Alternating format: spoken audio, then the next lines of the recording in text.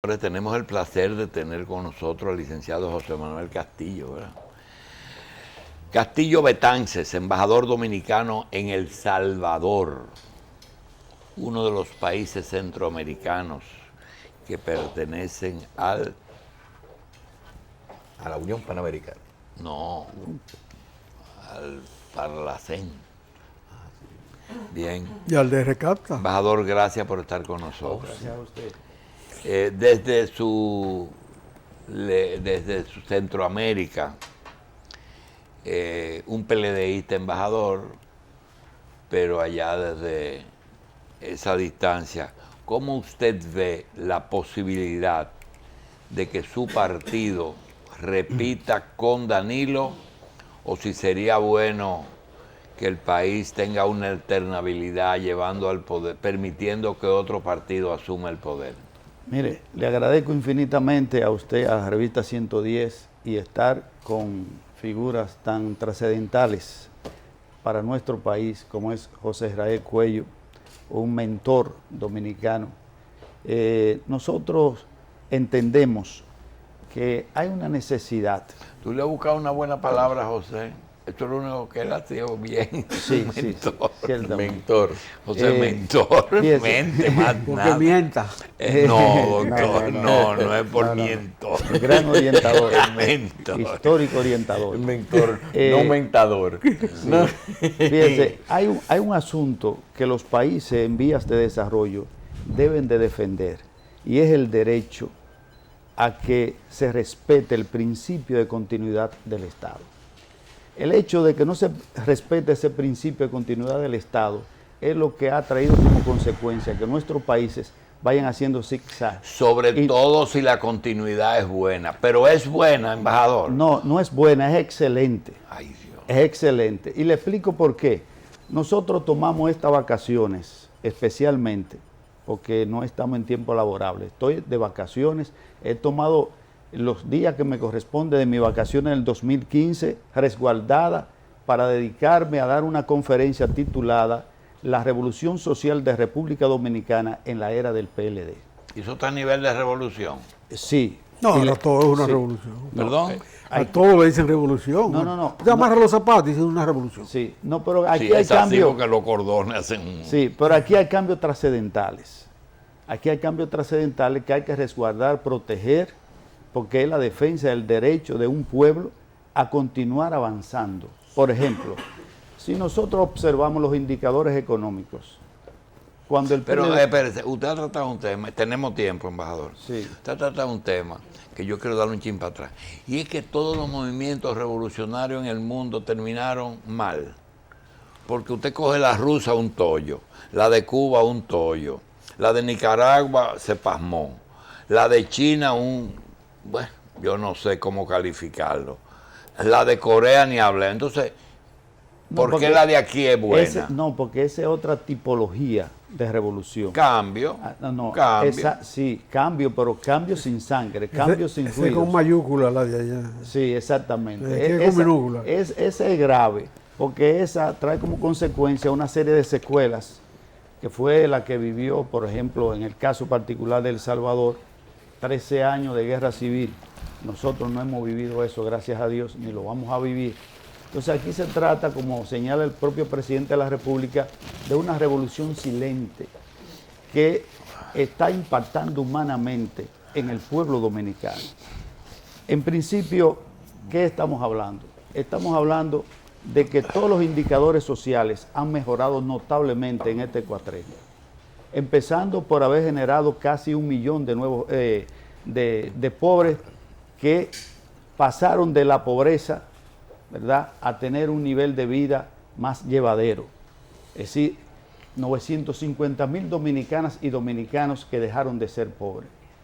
Estamos hablando de que los indicadores que tienen que ver con el índice de pobreza mejoraron notablemente y que el índice de orfandad, ese índice de pobreza extrema, mejoró sustancialmente, bajó a 7,9, y la expectativa es que en este cuatrenio pues se reduzca a un 1% y probablemente a 0. Fíjese, No, pero hay hecho más trascendente. Sí. El país está exportando conocimiento. Lógico, lógico. Algo La novedoso. fórmula de Lula es la fórmula de Bautista, de Félix. Una sola instancia. Tú te arreglas con un solo juez y se resolvió todo. No, pues Esa es la exportación del conocimiento. Sí, pero la exportación de conocimiento la estamos dando en otra función. Por ejemplo, si vamos a esa materia, tenemos que destacar lo siguiente. Este país nunca había visto un gobierno accionando en beneficio de la juventud, de la formación de la juventud.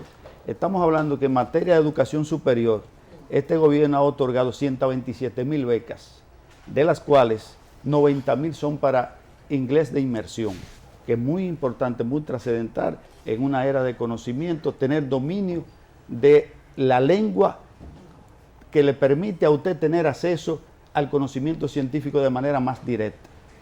Y 8.900 becas para especialidades y 27.000 becas para grado.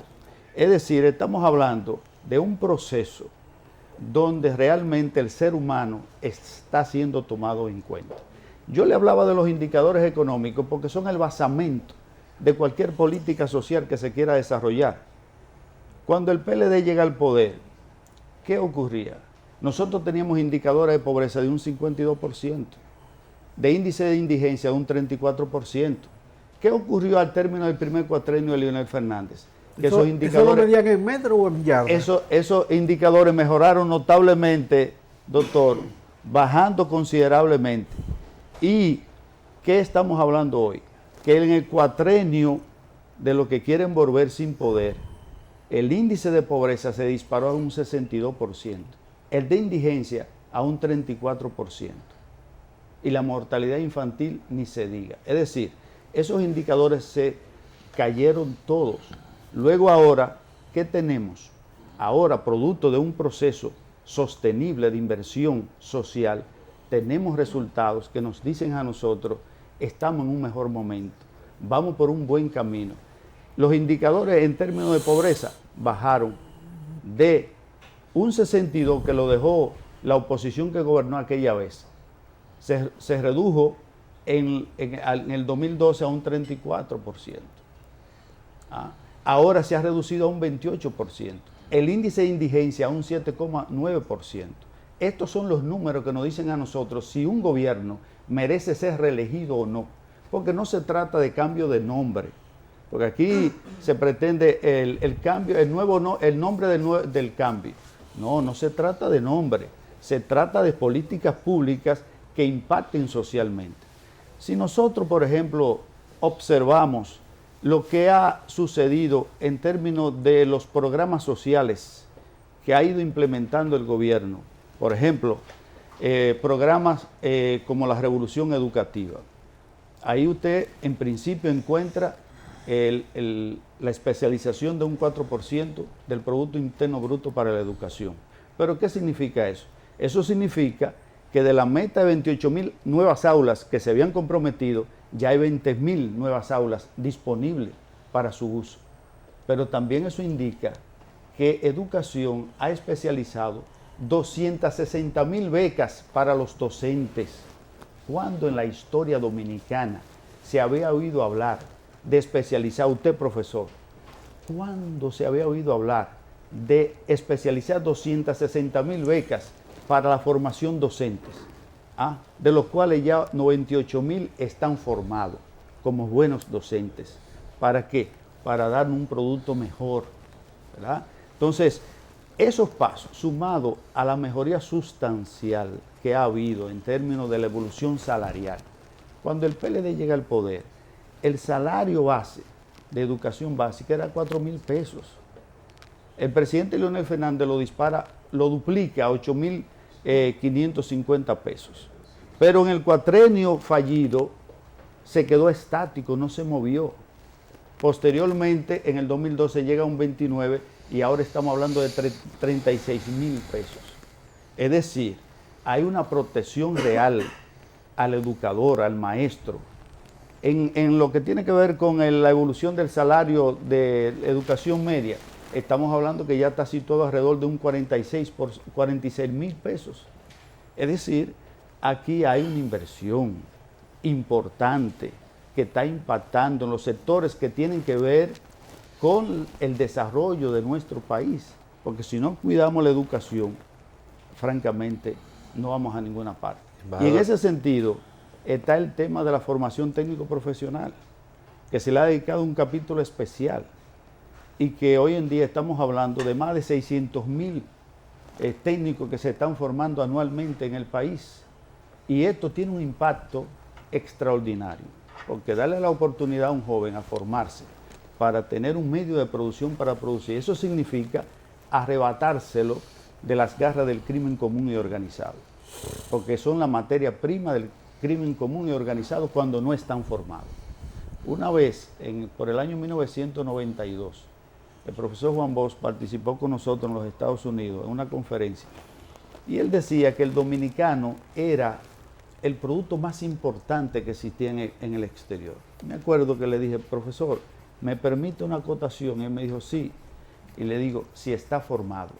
Y bajó del podio a abrazarme y a decirme, eso es lo que necesitamos, formar a nuestra gente, ¿verdad? Porque se van al exterior, pero se van como jornaleros y allí hacen cualquier cosa y son presa fácil del crimen.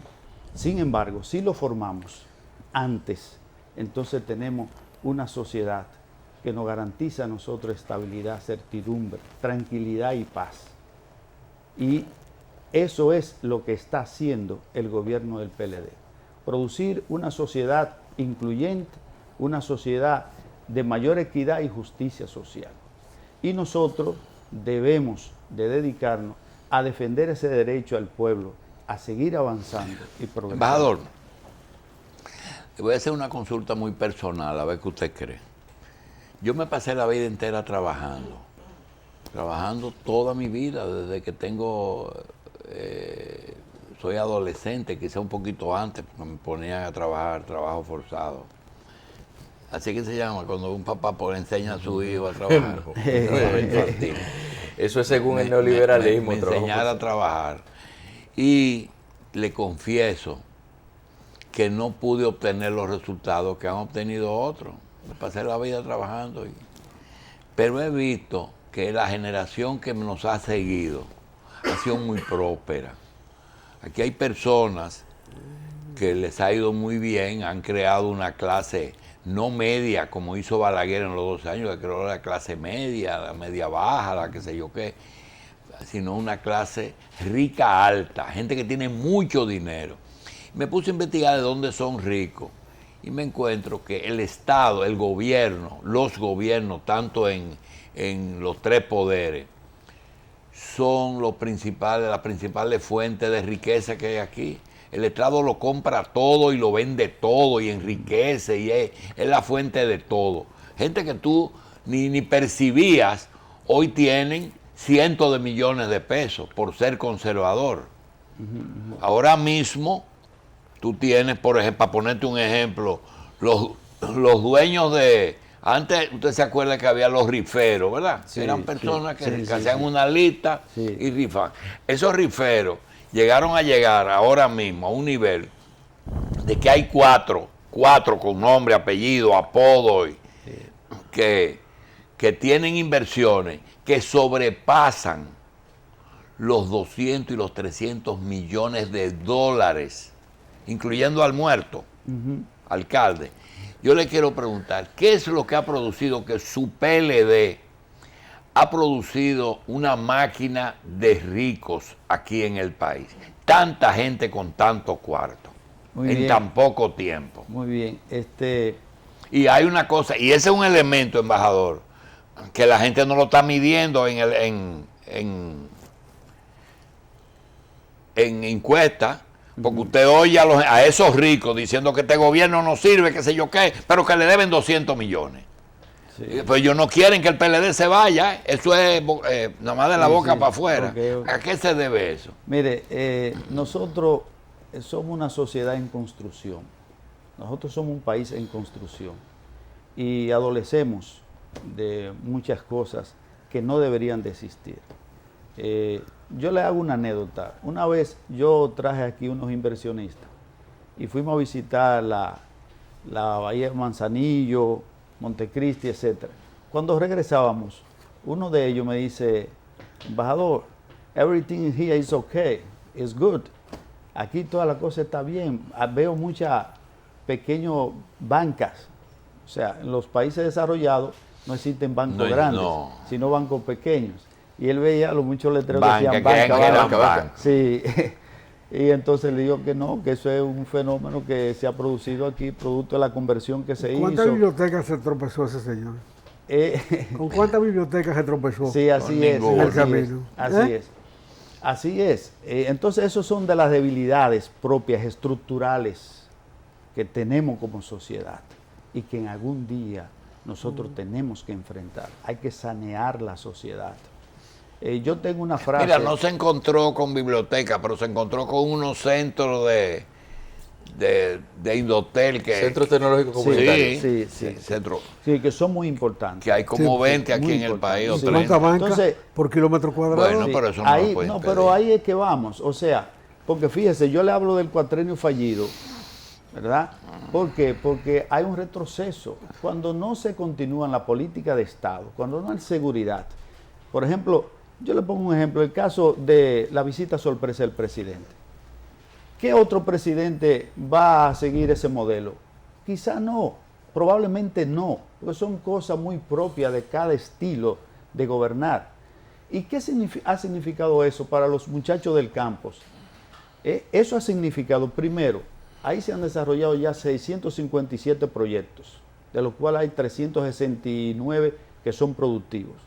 Estamos hablando que hay una inversión de más de 16 mil millones de pesos, que ha generado 100.000 empleos directos y ha impactado en 180.000 dominicanos y dominicanas. Pero eso no es lo más importante. Lo más importante es la evolución que está generando en el campo. ¿Qué quiere decir esto?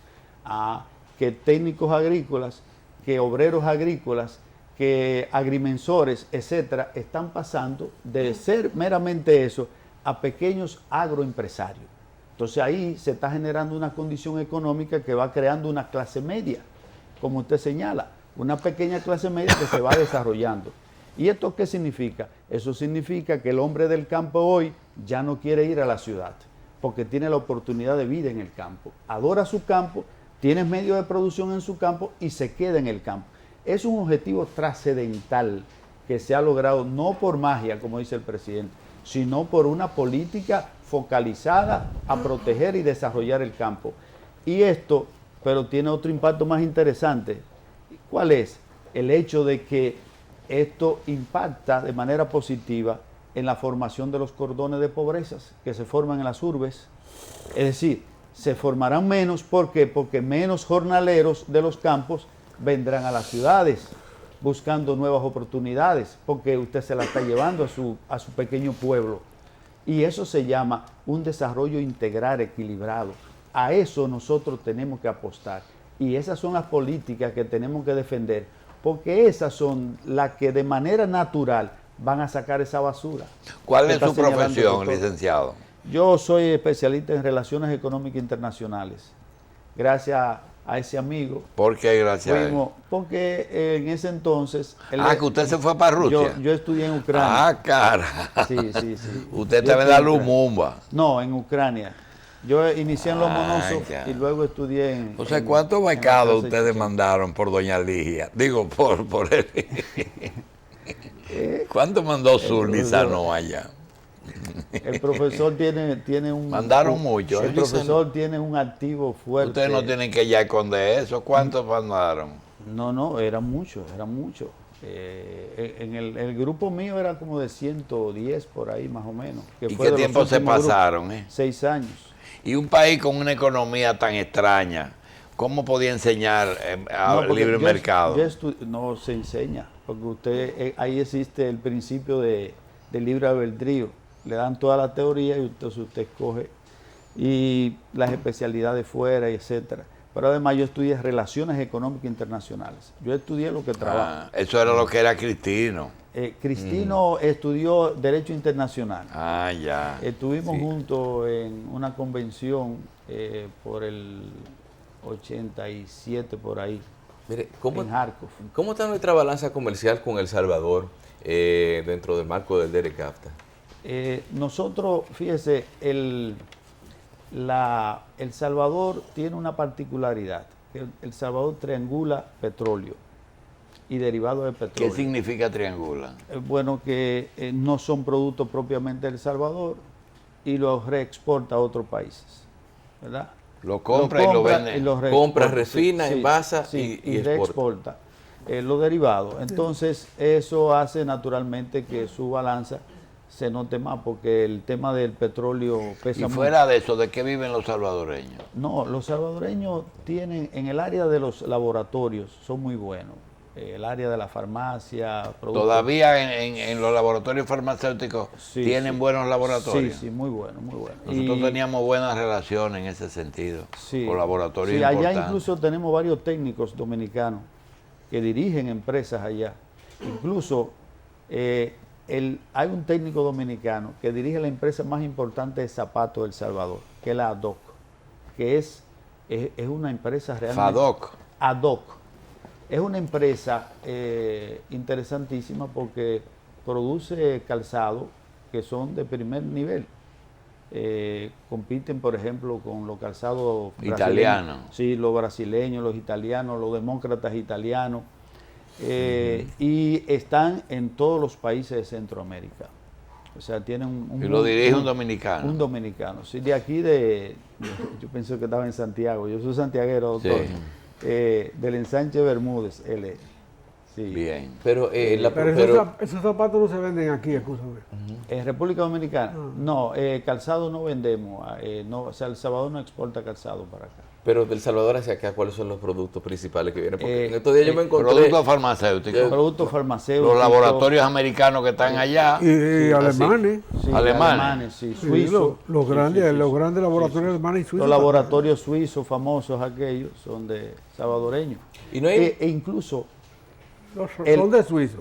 sí, Los pero... salvadoreños lo operan. Sí, pero no, él es salvadoreño, ya son gente de cuarta generación.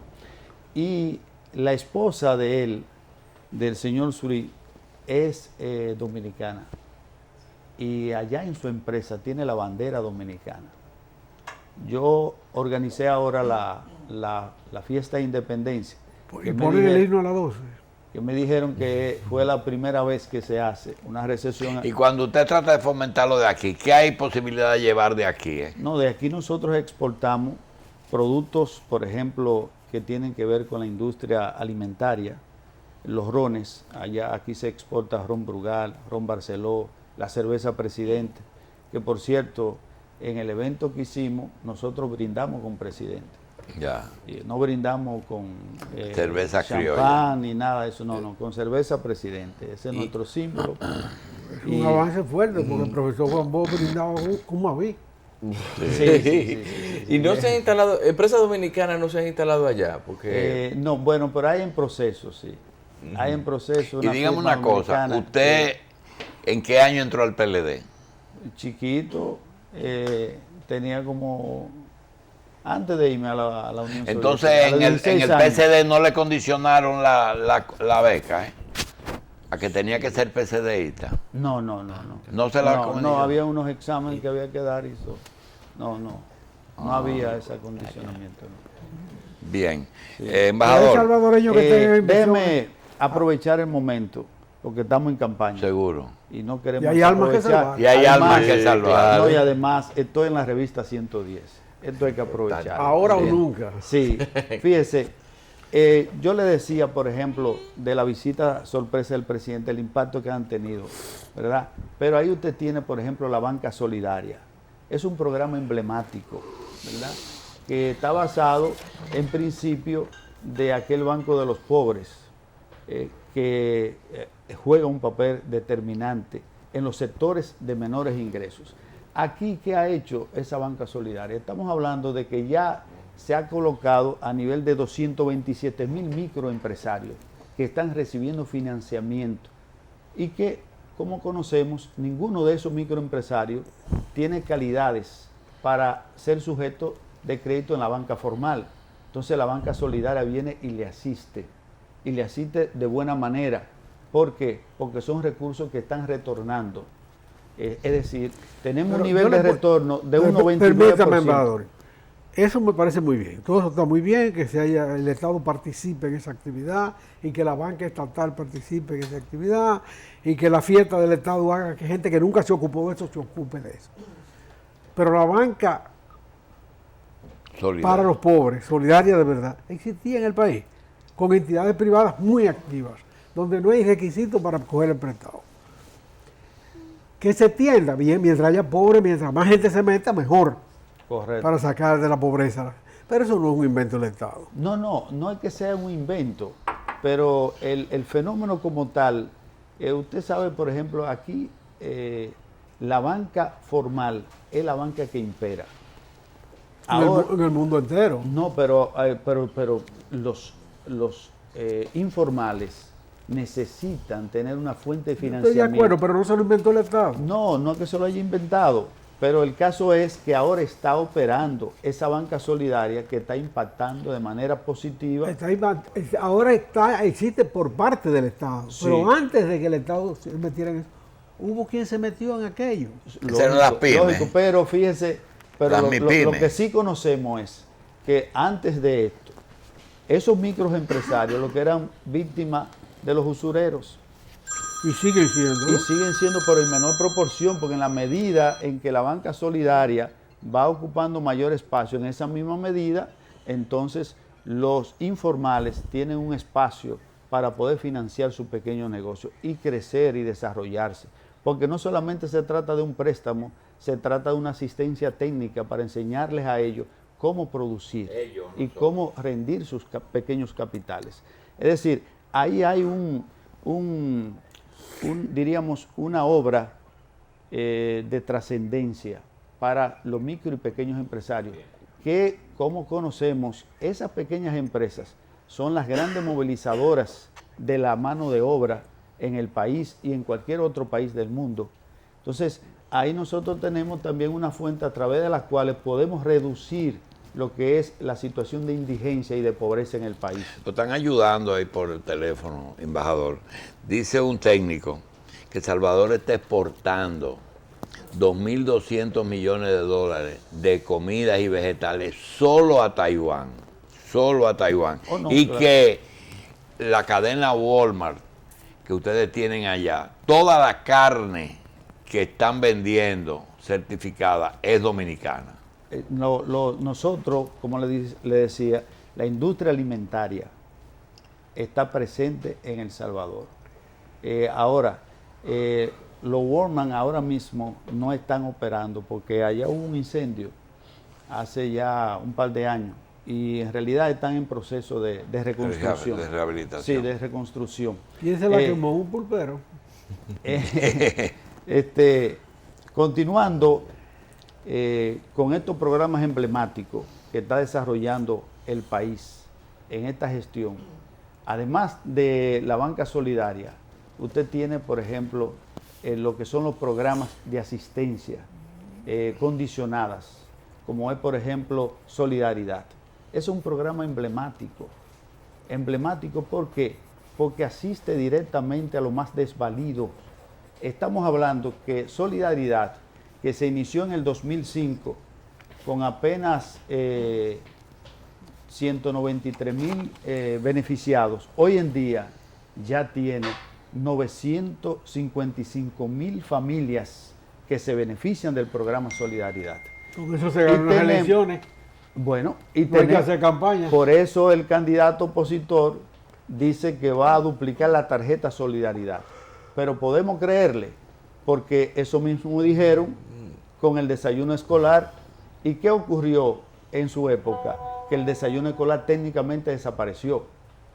Usted debe de entender... No, pero ellos trajeron una máquina peruana para hacer mangú. Yo no sé Sí, pero- dónde fue a parar, pero, No se sabe dónde fue a parar. Fíjese que pero la trajeron. cuando se inicia... Un esfuerzo. Sí, cuando se inicia el desayuno escolar, el nivel que había, doctor, escuche esto que es importante. Cuando se inicia el desayuno escolar, que viene del año 1952, que fue cuando se crea el desayuno escolar, Un negocio del jefe que ya se llamaba Chocolate Trópico. Alcanzó la cantidad de 233.000 raciones en el 96, cuando asume el presidente Leonel Fernández. En los primeros 2 años de gobierno, en el 98, ya el presidente Fernández lo había elevado a 600.000 raciones. Y al término del cuatrenio estábamos hablando de 1.200.000 raciones. Hoy, ¿de qué estamos hablando? Estamos hablando de 1.700.000 raciones y 882.000 raciones de la tanda extendida. En general, estamos hablando de 2.500.000 raciones diarias de alimentos que reciben los niños y niñas desvalidos de nuestro país. Eso era que yo le quería decir cuando dijo que cómo es posible que un país de 10 millones de habitantes, de 6 millones de votantes, en que 2 millones de muchachos están desayunando y están de extendida todos los días, que llegan a su casa comido, es decir, que no importa que no haya comido, y que una nueva clase social ya te hable de millones que no eran nadie en el 96. ¿Quién está soñando que Luis Abinader va a ganar? Eso es imposible. Eso es técnicamente imposible. Y le decía esto porque el desayuno escolar... Entonces es eficiente la campaña política. Pero seguro que sí. El desayuno escolar en el cuatrenio de ellos, ¿a dónde se descendió? Técnicamente desapareció. Entonces, ¿cómo nos pueden decir ahora? Desapareció la máquina del mangú, pero... ¿Cómo nos van a decir ahora que van a duplicar la tarjeta Solidaridad cuando acabaron con el desayuno escolar? Por Dios, no nos mientan. El Solidaridad es un programa emblemático que tiene el programa Comer es Primero, que ya tiene 700.000 familias, y se inició con apenas 93.000 familias. Estamos hablando de la ayuda condicionadas a los estudiantes para que la madre envíen sus niños a la escuela, que cuando se inician las políticas públicas en los Estados Unidos de cara a frenar el crimen, una de las cosas que empezaron a modificar fue el programa de warfare. ¿Para qué? Para condicionarlo a rendimiento de los niños en las escuelas, de manera que los padres no simplemente estuvieran recibiendo sus cupones, sino que atendieran a rendimiento de los niños en las escuelas. Ese es uno de los temores que tenemos, embajador. En Estados Unidos la lucha no es esa, la lucha es demócrata y republicano, que el republicano quita las ayudas sociales y los demócratas las aumentan. Así es. Entonces nosotros nos preguntamos, entre tarjeta de solidaridad, tan extendida de desayuno escolar y los bonogá y bonolú, nosotros vamos a tener que el Estado va a mantener a todo el mundo. No, porque aquí se va produciendo una movilidad social. ¿Qué es lo que ocurre? Cuando el niño recibe a tiempo las atenciones que tiene que recibir, que ahora el modelo, porque yo hablo de una revolución, ¿qué se está haciendo? Por ejemplo, ¿qué está haciendo el despacho de la primera dama? Están dándole seguimiento a las futuras madres de los barrios paupérrimos para que reciban los nutrientes requeridos y que sus niños nazcan sanos y puedan tener un desempeño posterior escolar favorable. El hecho de que nosotros estemos desarrollando política de asistencia condicionada, que está ligada al rendimiento del niño en la escuela, eso implica que mañana ya esa familia, cuando tenga un miembro que esté normalmente produciendo en el mercado profesional, ya resolvió su problema. Entonces hay una movilidad social, usted apoya esa movilidad social en beneficio de los sectores de menos ingresos, y así usted va creando una sociedad más equitativa. Embajador, ¿qué cosa podemos copiar de El Salvador? Que ellos están más avanzados. Bueno, empezando por ejemplo por la recolección de basura. En El Salvador usted no ve un papelito en la calle, no lo ve, y usted se pregunta, ¿tiene una densidad poblacional alta?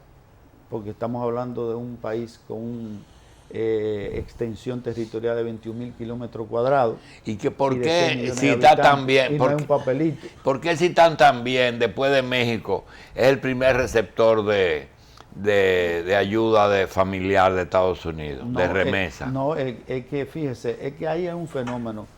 Yo decía... Nosotros estamos por debajo de ustedes, de El Salvador. No, relativamente, porque nosotros ya estamos a un nivel de 4.500 millones de dólares de remesa, ellos están alrededor de 5.000. Hay una realidad aquí, El Salvador tuvo 40 años de dictadura, ¿verdad? Y 13 años de guerra civil. Y todo eso generó una movilización hacia afuera tremenda. El nivel de ciudadanos que ellos tienen en los países, en Europa, los Estados Unidos, es muy alto. Casi la mitad de la población vive en el exterior. Entonces, naturalmente que con la característica propia del hispano, es un sentimiento que se expresa, bien, contribuye, es solidario, doctor, y la remesa llega. Bien, para nosotros terminar, yo quiero que usted le diga a los dominicanos por qué deben de votar por el presidente Medina en las próximas elecciones. No, pero que es un mensaje que yo lo voy a repetir luego. La dominicana y el dominicano debe de votar por el presidente Danilo Medina porque ha cumplido con su palabra de mejorar notoriamente su condición de vida. Primero, es el presidente que te prometió crearte 400,000 empleos y te lo creó. Es el presidente que se comprometió a mantener la estabilidad macroeconómica y te ha dado una economía que ha crecido un 7.2%, la de mayor crecimiento en el mundo, con excepción de China, y la mayor en toda la región de Latinoamérica y el Caribe. Pero además, es el presidente que te ha creado novedosos programas de asistencia sociales condicionadas, como la banca solidaria, como la visita sorpresa, que están impactando en el ser humano que antes no tenía oportunidad de vida. Por eso, nosotros, todos los dominicanos y dominicanas, debemos de apoyar al presidente Danilo Medina. Bien. Embajador José Manuel Castillo Betances, embajador dominicano en El Salvador, gracias por estar aquí y mucha suerte de verdad. Muchas gracias. Gracias a usted, doctor. Bien. Gracias, profesor.